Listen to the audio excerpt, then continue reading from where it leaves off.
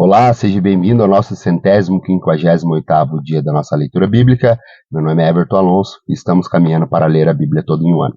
Antes de entrarmos na leitura, peço que você possa deixar o teu curtir, o teu comentário, o teu compartilhar e ativar o sininho de notificações, porque isso ajuda ao nosso canal crescer e também mais pessoas serão alcançadas pelo poder transformador da palavra. Hoje nós iremos fazer a leitura de Deuteronômio, no capítulo 11, iremos a Salmo 95 e 96, iremos ao profeta Isaías 39 e, por fim, a nossa leitura hoje se encerrará em Apocalipse, no capítulo 9. Aqui, em Deuteronômio, no capítulo 8, no capítulo 11, no capítulo 11 nós vamos ler sobre a exortação ao amor e também à obediência. Diz assim, Deuteronômio 11, amem o Senhor, o seu Deus, e obedeçam sempre os seus preceitos, aos seus decretos, às suas ordenanças e seus mandamentos. Lembre-se hoje que não foram os seus filhos que experimentaram e viram a disciplina do Senhor, o seu Deus, a sua majestade, a sua mão poderosa, o seu braço forte. Vocês viram os sinais que ele realizou e tudo que fez no coração do Egito, tanto com o faraó, rei do Egito, quanto com tua terra, o que fez com o exército egípcio, com seus carros, cavalos, e como surpreendeu nas águas do Mar Vermelho, quando estavam perseguindo vocês, e como o Senhor os destruiu sempre. Vocês também viram o que ele fez por vocês no deserto, até chegarem a este lugar, e o que fez a Datã e a Abirão, filho de Eliabe, da tribo de Ruben, quando a terra abriu a boca no meio de todo Israel, e engoliu com suas famílias, suas tendas e tudo que lhe pertencia. Vocês mesmos viram com seus próprios olhos todas essas coisas grandiosas que o Senhor fez. Obedeçam, portanto, a toda a lei que hoje estou dando a vocês, para que tenham forças para invadir e conquistar a terra, para onde estão indo, para que vivam muito tempo, na terra que o Senhor jurou dar aos seus antepassados e aos descendentes deles. Toda a terra onde há leite e mel, com fartura, a terra da qual vocês tomar posse, não é como a terra do Egito, de onde vocês vieram, e onde plantavam as sementes e tinham que fazer a irrigação a pé, como numa horta. Mas a terra em que vocês estão atravessando o Jordão, vão entrar por dela tomar posse, é a terra de monte e vales, que bebe chuva do céu. É uma terra no qual o Senhor, o seu Deus, cuida. Os olhos do Senhor, o seu Deus, estão continuamente sobre ela, do início ao fim do ano. Portanto, se vocês obedecerem fielmente aos mandamentos que hoje dou a vocês, amando o Senhor, o seu Deus, e ele servindo de todo o coração e de toda a alma, então, no devido tempo, enviarei chuva sobre a terra, chuva de outono e de primavera, para que vocês recolham o cereal e tenham vinho novo e azeite. E ele dará pasto nos campos para o seu rebanho, e quanto a vocês, terão que comer e ficarão satisfeitos. Por isso tenham cuidado para não serem enganados e levados a desviar-se para adorar outros deuses e prostrar-se perante ele. Caso contrário, a ira do Senhor se acenderá contra vocês, e ele fechará o céu para que não chova e para que a terra não produza. E assim vocês logo desaparecerão da boa terra que o Senhor está dando a vocês. Gravem estas minhas palavras no coração e na mente. Amarrem-na como um sinal nas mãos e prendam-na nas testas. Enviem-nas aos seus filhos, conversando a respeito delas, para que quando estiverem sentados em casas, não e quando estiverem andando pelo caminho, quando deitarem e quando se levantarem. Escreva-nas na batente das portas da sua casa e nos portões, para que na terra que o Senhor jurou que daria aos seus antepassados, os dias dos seus filhos, sejam muitos, sejam tantos como os dias durante os quais os céus estavam acima da terra. Se vocês obedecerem a todos os mandamentos que mando, vocês cumprirem, amando o Senhor, o seu Deus, andando em todos os seus caminhos e apegando-se a ele, então o Senhor expulsará todas as nações da presença de vocês, e vocês despojarão nações maiores e mais fortes do que vocês. Todos os lugares onde vocês puserem os pés será de vocês. O seu território se estenderá do deserto do Líbano e do rio Eufrates ao mar ocidental. Ninguém conseguirá resisti-los. O Senhor, o seu Deus, conforme prometeu a vocês, trará pavor e medo de vocês a todos os povos daquela terra, onde quer que vocês forem. Preste atenção, hoje estou pondo diante de vocês a bênção e a maldição. Vocês terão a bênção se obedecerem os mandamentos do Senhor, o seu Deus, que hoje estou dando a vocês, mas terão maldição se desobedecerem os mandamentos do Senhor, o seu Deus, e se afastarem do caminho que hoje ordeno a vocês, para seguirem deuses desconhecidos. Quando o Senhor, o seu Deus, os tiverem levado para a terra da qual vão tomar posse, vocês terão que proclamar as bênçãos no monte Gerizim e a maldição no monte Ebal.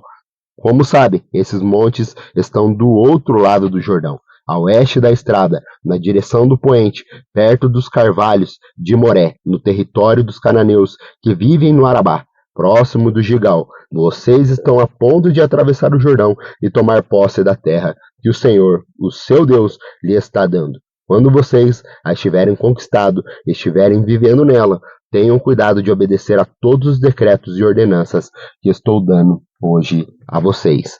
Vamos agora a Salmo. Nós faremos a leitura de Salmo 95 e Salmo 96. Aqui nós vamos ver sobre os cânticos de alegria para louvar e cantar ao nosso Deus. Diz assim, Salmo 95.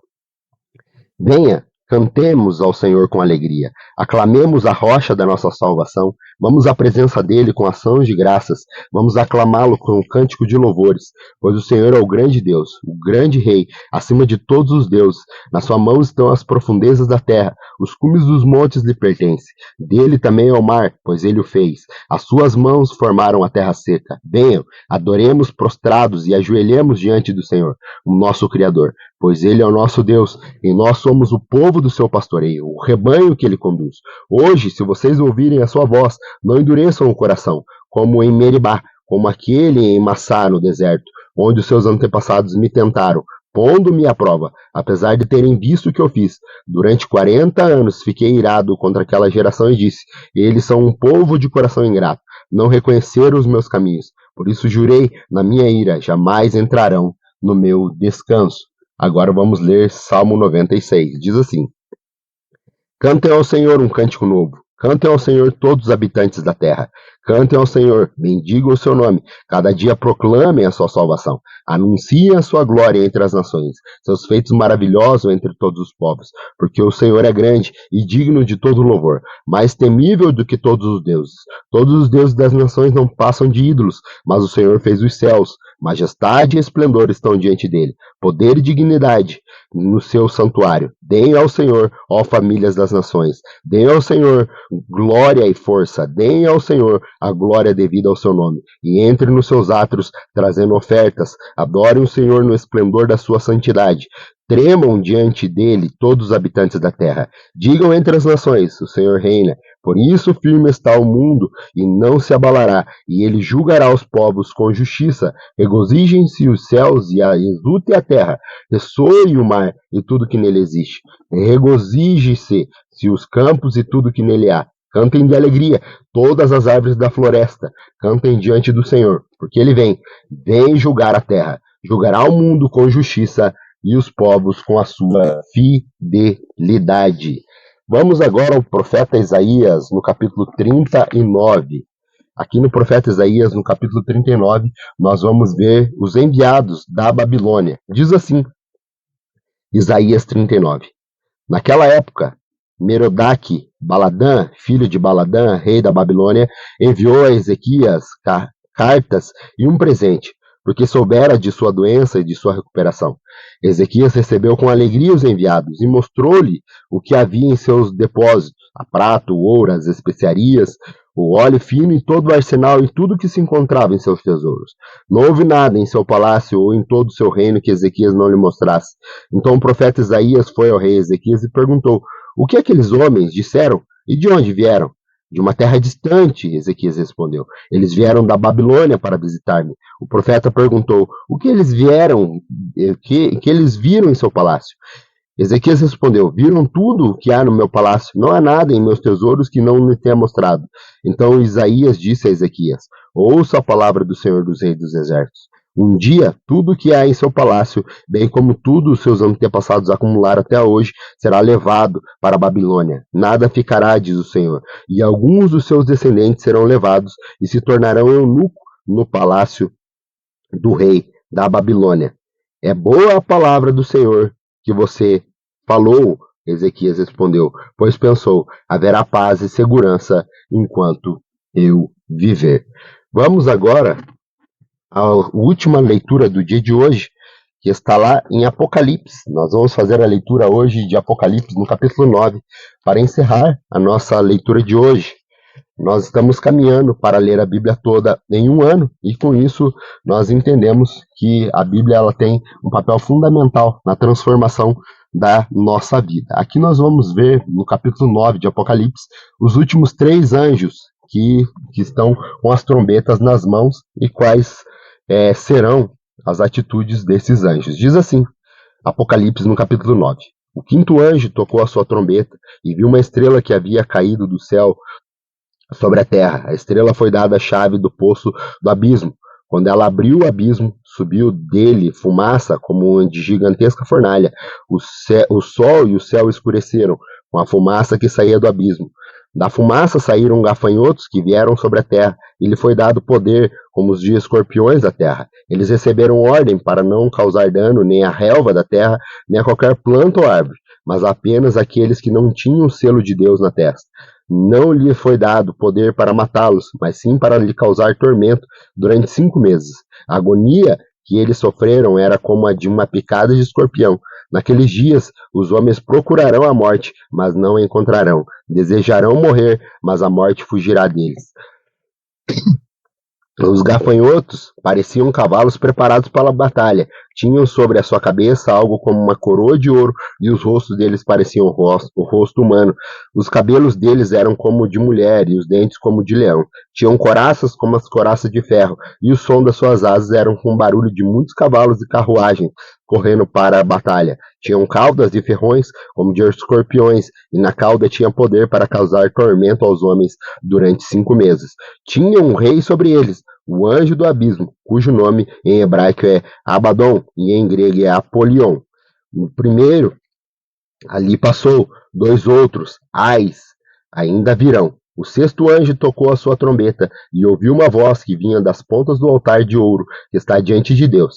E ela disse ao sexto anjo que tinha a trombeta: solte os 4 anjos que estão amarrados junto ao grande rio Eufrates. Os 4 anjos que estavam preparados para aquela hora, dia, mês e ano foram soltos para matar 1/3 da humanidade.